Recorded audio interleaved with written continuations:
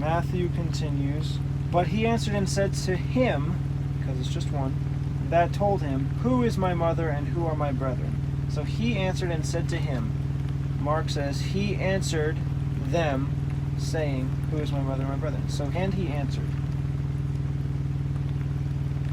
But he answered. I could put but he answered because it's more of a turn from what's expected. Your family's there seeking for you. It would make sense to say, but he answered, I'll go talk to them. It would make more sense now. But he answered, who are my brethren? It's these guys. And he doesn't go and talk to them. So I'll keep but he answered, because it's contrary to what's expected. But he answers both. Matthew, and said to him. Mark is just them saying. So because I am going to go with then one said to him, I would have to go with what Matthew also says, said to him, instead of answered them saying.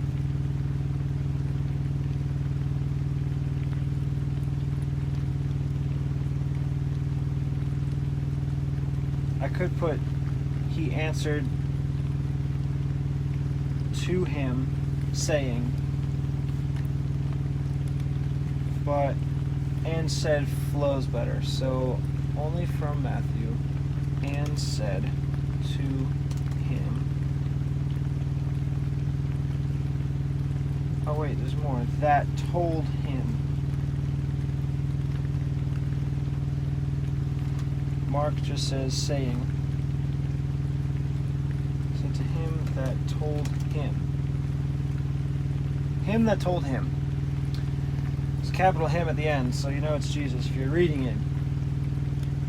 But if you're listening to the story, him is probably used like 8 times in this passage. While he yet talked to the people, behold, there came then his mother and his brethren, desiring to speak with him, sent to him, calling him. And the multitude sat about him. Then one said to him, behold, but he answered and said to him that told him. Hold on. Between the he's and him,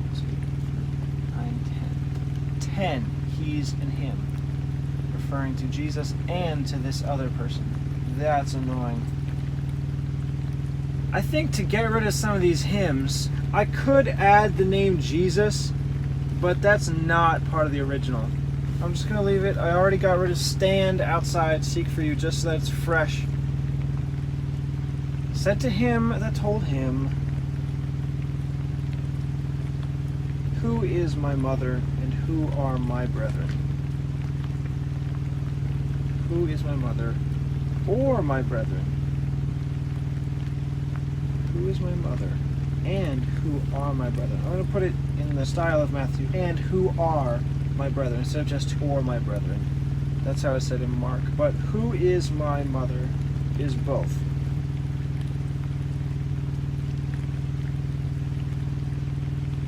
Who is my mother?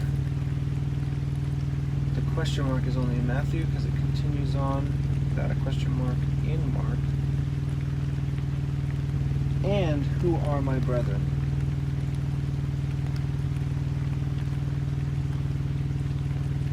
Just my brethren are from both. So, and who are Matthew only, then Mark, my brethren. Question mark in both. Mark continues, and he looked round about on them which sat about him. Matthew, and he stretched forth his hand toward his disciples and said, okay, so that's totally different. Matthew, he's pointing to his disciples. In Mark, he's just looking at everyone. Although I remember, I think it's only from Luke where it most clearly distinguishes between all the multitude are his disciples, but the 12 are his apostles. We commonly say he has 12 disciples, but he doesn't. He has a multitude. He has hundreds of disciples. He's got millions of disciples now, but there were only 12 apostles.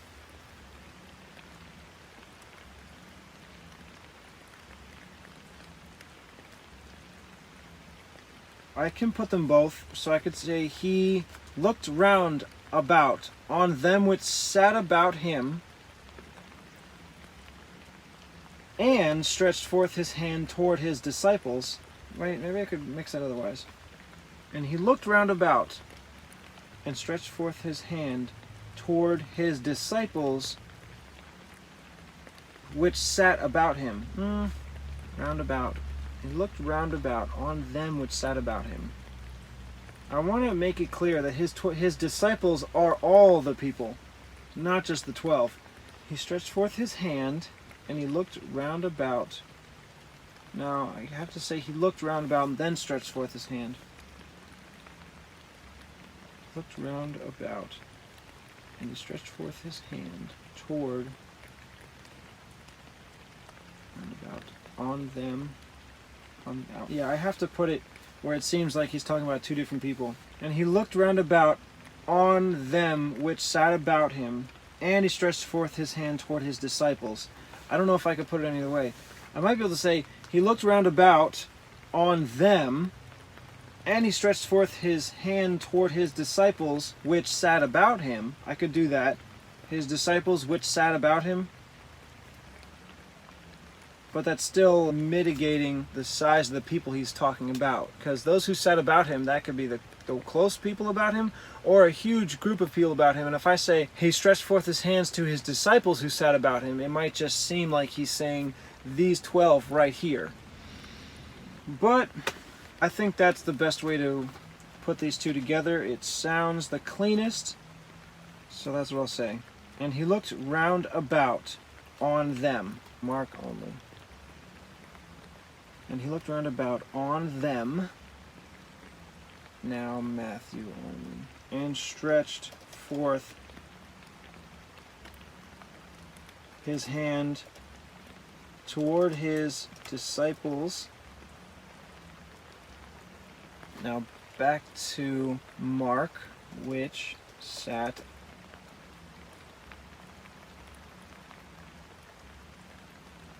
about him.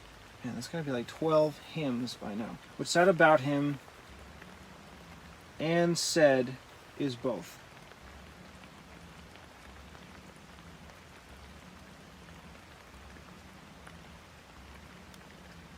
And said. Matthew, he says, behold my mother and my brethren. Mark, behold my mother and my brethren. The same. Behold my mother and my brethren.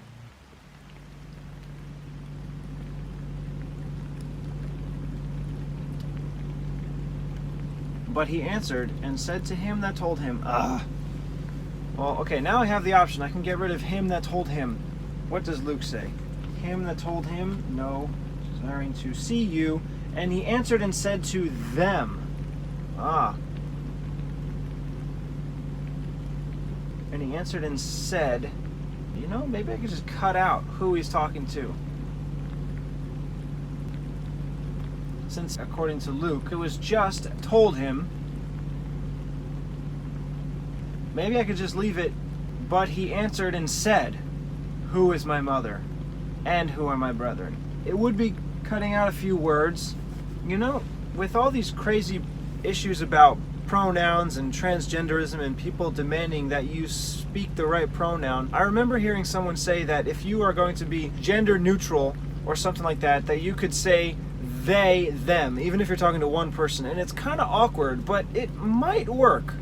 Say, for example, Fred gave me some advice of this restaurant that he liked, this restaurant that they liked. It's not quite proper, but it sort of works. Sort of. So maybe I could put them here, and it would be open for interpretation to if it was one from Matthew or they, a group of people from Mark. Or maybe I could just have it from Luke. And he answered and said to them, one person, could that work? And he answered and said to them. No, it doesn't really work. If it's just one person, it would say he answered and said to him or her. That's how it should be. That's proper. Well, maybe I really feel like just putting he answered and said There's no him. It's pretty clearly not a her. He answered and said to them. Now, I think I want to cut out these words and just say he answered and said. If there was just one, say the one came to him, he answered and said to him, it would be more of a story. It would explain more. You'd have more scenario. There'd be more color to the situation. You'd be able to visualize it more. Instead of just focusing on his words, you're focusing on maybe his interaction. The scene, if it was a movie. One person comes up to him, gives him the message, he responds directly to him. But if I have the option of not choosing one over another, so that it could be all-inclusive. But he answered and said, I'm going to do that. It would get rid of two hymns that I just cannot stand. Answered and said. Where's it say in Luke? And he answered and said. So, but he answered and said. Yeah, so that is all three. I remember the and is from Mark. And I wanted to go because it's different from your expectation. I'm going to go with but he said from Matthew. So he answered is now from all three. And said is from Matthew and Luke. So that's orange. Who is my mother? Yeah, that works fine. But he answered and said. So it leaves it clear. I'm kind of avoiding the problem here. There was a different discrepancy between Matthew, Mark, and Luke on Jesus' triumphal entry. Did he ride on a donkey or did he ride on a foal, the colt of a donkey? And the King James Version, this is Old English, uses the word ass instead of donkey, so I'm not being vulgar. In Matthew it said he's riding a colt, the foal of an ass. And I think both Mark and Luke say he's only riding on an ass. I answered that one just by going with what it says in Matthew, because there is an explanation that if he's riding on a colt, the foal of an ass, that colt is still a donkey, it's still an ass, it's just a very young ass. So I go with that, but I leave it all there. I leave it open and I'm not hiding it. Here, however, it would almost be like I'm sort of hiding this discrepancy. But this is much less serious. I don't think this is a problem. His response is what matters. The fact that his family was there and came to question him, that matters. But who told him of that? Whether it was one unnamed person or a group of unnamed people, that's not important. That's not very relevant. His response is what matters. So the fact that he answered and said these words, that's what matters. Not he answered him or he answered them. I think it's fine like this. Just he answered and said. I guess I am leaving out a few words to them, but it's not removing any meaning. I truly think this is the best. It gets the meaning across. Moving on. The phrase is, my mother and my brethren are these which hear the word of God and do it. So the question is not there. He just goes into the answer. My mother and brethren are these.